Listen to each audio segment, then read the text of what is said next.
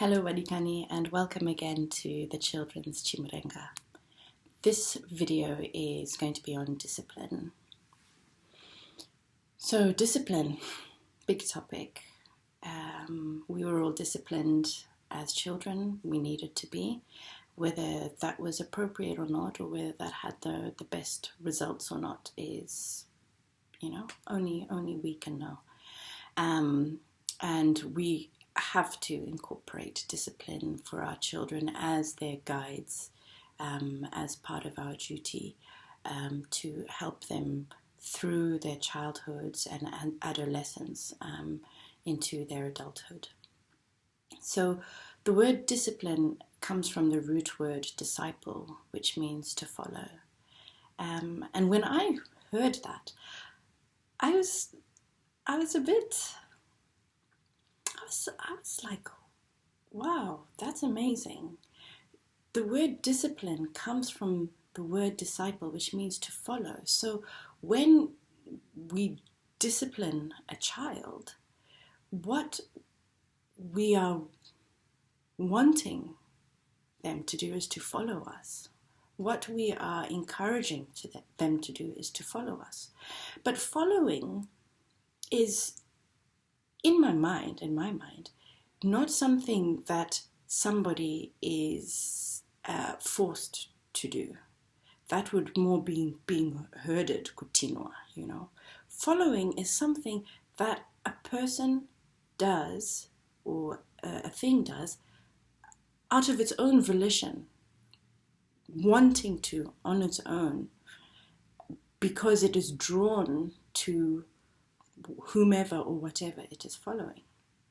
And so when it comes to discipline, and I think of some of the harsh discipline that we can give to our children, like hitting them, shouting at them, really harsh, rude, horrible things that you would never even say to another adult. Right? And it's just like, why do we hurt children and oppress them? And it's easy, and they're so forgiving. But no, these are angels. We are in the company of angels, and we were angels. We are angels ourselves. Tangent. So yes, harsh punishments, shouting, kutuka, hitting. I even had a friend once who, I think she didn't do well in her exams or something in high school, and her parents, her mum cut her hair. She had beautiful hair, and her mum cut her hair to humiliate her, I suppose, to show her kuti, unofunga kuti wakanaka fanika, unofunga kuti wakanaka, spending time with boys, blah blah blah, auskushanda. So ifudzi rako, yeah. And I think we don't realize what we're doing to our children in the moments that we're doing them. And we do think that we're being helpful, but if we put ourselves in that position, or if we were ever in that position ourselves, which is often what happens because abuse is a cycle. So those who are abused tend to further abuse, and they don't even recognize their abuse as abuse, or how they were treated as abuse, which is why they treat others or their own children like that. And it's because it's normalized. They think ndiko kuto kudza mwana zvakanaka. And that's why it's so important to be able to love and acknowledge the suffering and the contribution of our ancestors and our parents, but to also be truthful. To be truthful and say, no, but that wasn't right. Because if we try to whitewash it or to paint it over and, just to we've spoken about this in another video, to block it away and to say, to make it okay, to maintain that feeling of, but my parents loved me. Of course they loved you, but just because they loved you doesn't mean that you can't say the things that they did that were unkind, that you do not want to repeat. But if you cannot call it, if you cannot say it, if you cannot name it, then you will continue to do it. So yes, I'm sure my friend is not cutting her own child's hair. I'm sure that is a generational cycle that stopped with her. So she did it for the team, and that's how we can see our experiences, is that we're finishing that for the team. Our parents finished some stuff for the team as well. Our grandparents finished some stuff for the team. I mean, they got us independence and many, many other things as well. So they have done their jobs, and it's our turn now. But you can't do your job without telling the truth. And the truth does not have to be a finger-pointing, hateful, angry truth. No. It's a truth. It's a compassionate, understanding, empathetic truth that understands that those were the conditions of their times they were in. They were doing their best. Yes, all of those things. We will need compassion and empathy for ourselves now. So are we being the kinds of parents who our children want to follow? Are we disciplining in a way where you don't even have to discipline? You just be it. And they love us so much. They want to be us. So be what you want them to be. If you don't want them playing video games and on the phone all the time, whatever, get off your phone. Switch off the TV. If you don't want them, to end up when uchapa, that's such a big thing. We can talk about that in another video if you want. Then keep your environment tidy. Keep yourself tidy. Show pride in yourself. You just do what you want them to be, and they will be it. And they will just follow along with you, next to you. And it is life. It is just your way of life. You just see it just falling into place. Falling into place. And what are you doing? You're just walking together, and it's like, Look at the flowers, look at the trees. Wow, isn't this beautiful? But because we have unhealed wounds ourselves, we are often participating in consumptive behaviors. We spoke about this in another video as well. Often consuming particularly things like media in order to blank out the suffering, or just need to take a break. If you love your life, if you're enjoying your life, you don't need to take a break from it. So if you're healed, if you're peaceful in your psyche, you don't need to take a break from it. So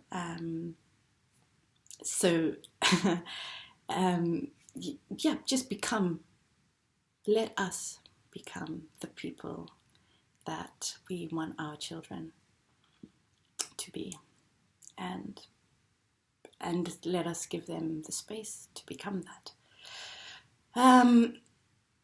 So often we discipline out of our own fear. If I don't nip this in the bud strongly, then this child is gone. They're gonna become all manner of terrible things if I don't do this right now. But what has often happened is that maybe there's been a build-up to the situation, that with a bit more time and observation being spent prior to the event, maybe smaller interventions and more gentle interventions could have been made by you, the parent, much earlier on. Wouldn't it have been nice for your parent who is giving you freedom to wear two shoes, your two different shoes, your parents who are giving you freedom to be yourself, so that you know that this person, when they're telling me something, it's for a good reason. And you can tell them as well, Huti, I want you to have as much fun as you can possibly have in your life. That, for me, that is the highest pleasure and the greatest achievement, is for you to enjoy your life. So if you see me stopping you from doing something, my child, it's because it is unsafe for you. That's the only reason. And then always explain to them why you think it's unsafe. And also explain to them that for now it's unsafe, and so there needs to be a boundary. That might change with time. They may grow to a stage where this becomes safe for them to participate in, or they might just get to a stage where they can make their own choice about it. But this gentleness and this preemption, this being able to intervene in a nurturing, kind and peaceful way long before a fiery event has taken place, is part of that being present and being wholly immersed and joyful in our lives. So that we're not getting to this point of fear, kuti, mwana anozoita sei, we also discipline because we're afraid of what others will think. I know, when I was growing up, it was always, seemed like such a compliment. Ende mwana wako anoterera, ende mwana wako anotumika. And now I'm like, is that the most important thing? Would that make me swell with pride if I was told kuti mwana wangu anotumika, that my child is so obedient? No, I want my child to be critically thinking. I want my child to not just obey and to jump up or vunduka, when they're called upon or asked something, and to feel like they have to perform in a certain way. No, it's okay. I'm fine with that. I just want her to be relaxed and peaceful, to be a kind and contributing member of this society, but not to need to be liked. No, and not to need to be needed either.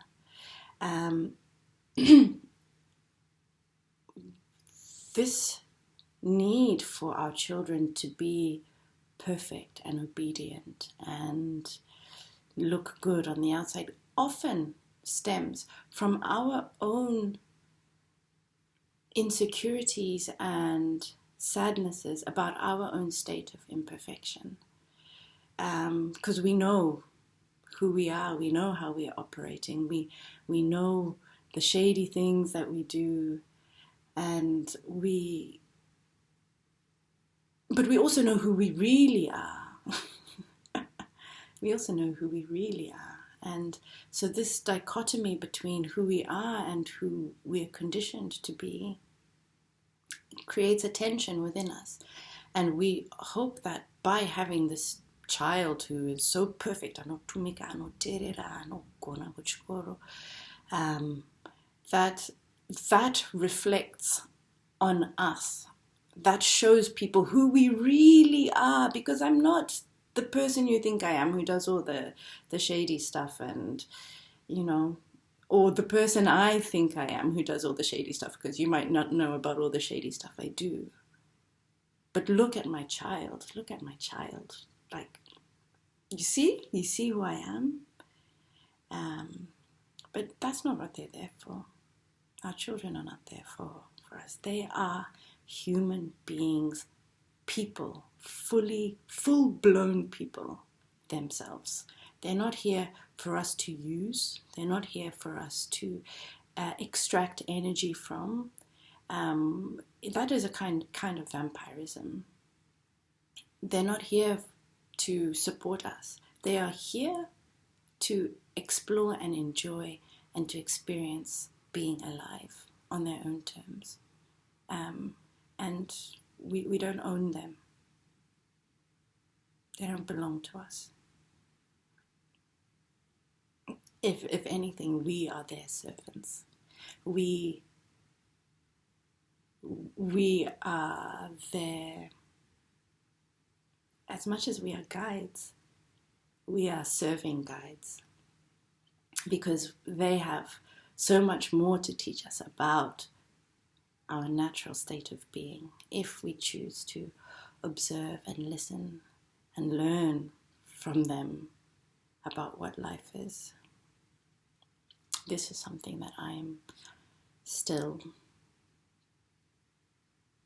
sinking into the profundity of, and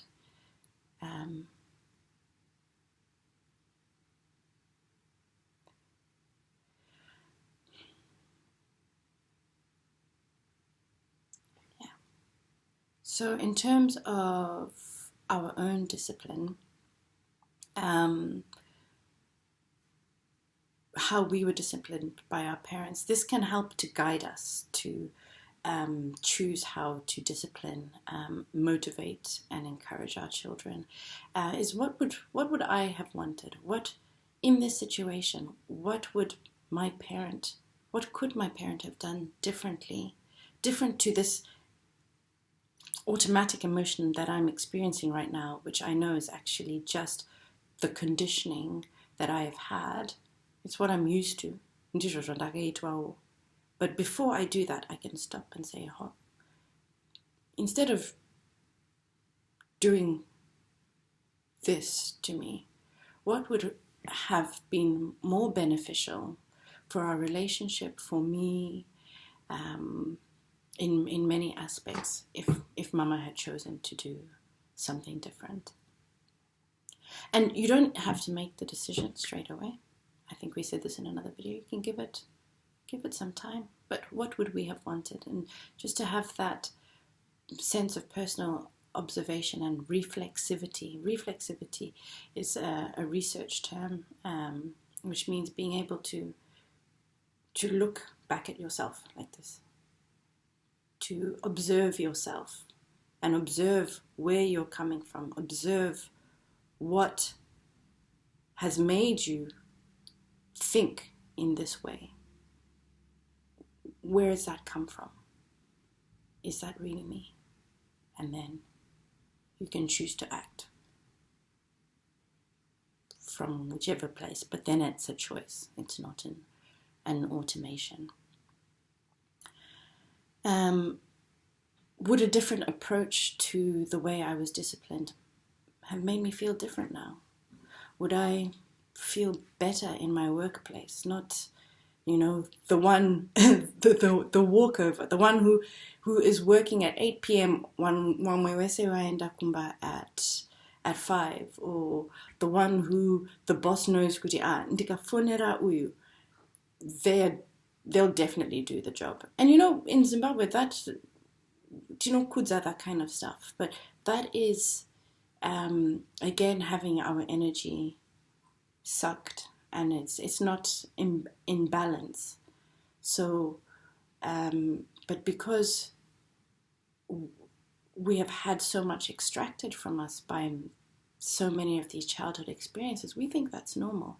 So it was very weird for me to come and to be in these kinds of workplace environments, and to think, oh, I'm being nice, and I could just feel myself getting heavier and heavier and heavier and heavier, and not really being able to put my finger on it. And there was a certain amount of pleasingness that came from the way that I was motivated as a child. So something to think about, because quite a lot of times fears, anxieties, eagerness to please can come from the deficits caused by those kinds of disciplines, and things like creativity, natural sparkle and brilliance can be suppressed by that as well. So the antidotes that I suggest for all of us are being aware of ourselves, seeing where we are triggered, seeing where, when your child does something or somebody does something, if you don't have a child, it's anything in life that makes you go or makes you react in a certain way, that is gold. That's gold to find out where did that come from. And then in terms of how to discipline, I have mentioned a few techniques and approaches already, but patience is really important. Nothing has to be done izvozvi kuti mwana ndikasamurowa izvozvi zvapera. It's that one situation in a whole lifetime is not going to change the outcome of your child's life. And you hitting them or hurting them, well, it will change the outcome of their life, but not in the way that you expect. So patience, attention, nurturing, that gentle way of seeing, of adjusting, kuti ukaita so wambofunga kuti ukaita so zvinoita sei. Have you considered a different option? What do you think if you do it like this? What do you think might be a better way? I think like this. Okay. And if it's not so dangerous, whatever, let them do it. Let them make a mistake, because that then helps to build that trusting relationship. If it really has to be done your way, then explain to them, Kuti, I don't always have to have it my way. I really don't. And you have to mean it, and they have to know it.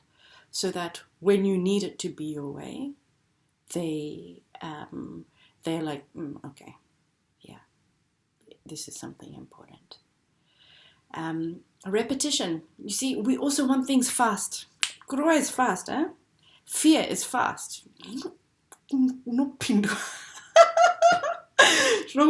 So, it gets right into your bones. And we can talk about how trauma stays within the body, because that is your body absorbing the shock of a situation. And to let go of those kinds of shocks can take a lifetime.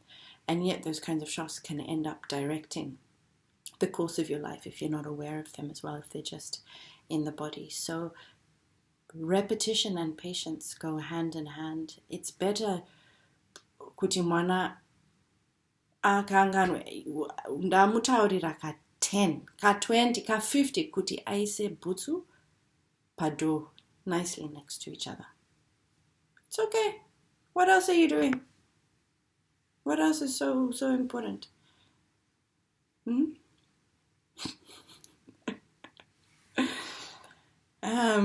Observation and attention as well. Just spending time watching them being themselves, because then we can, this is something that I'm really trying to work on, because then we can find what their natural talents are, what they naturally respond to as well.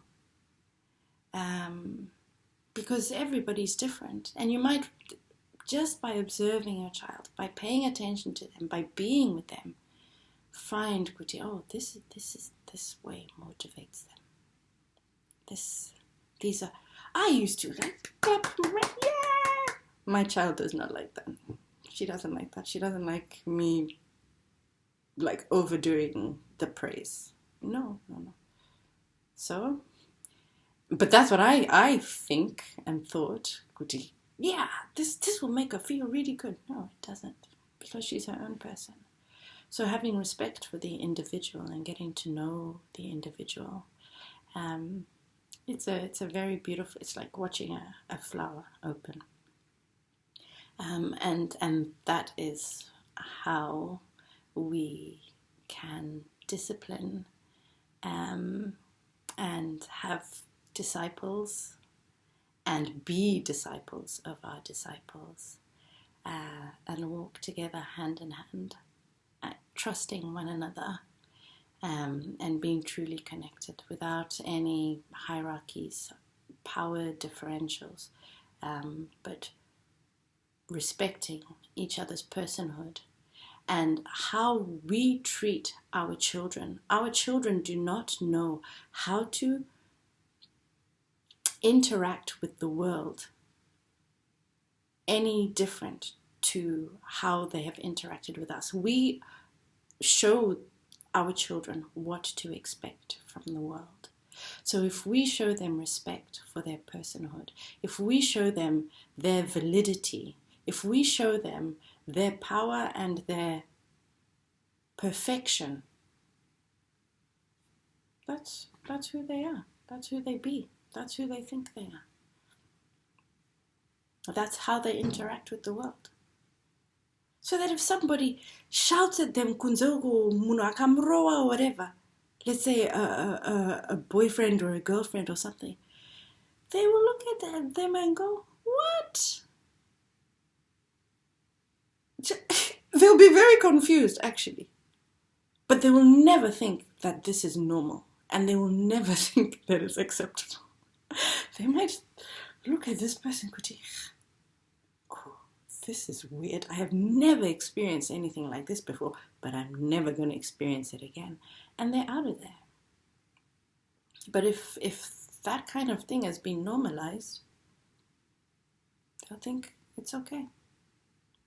So we teach them what to expect from the world. We teach them how to interact with the world. Happy parenting.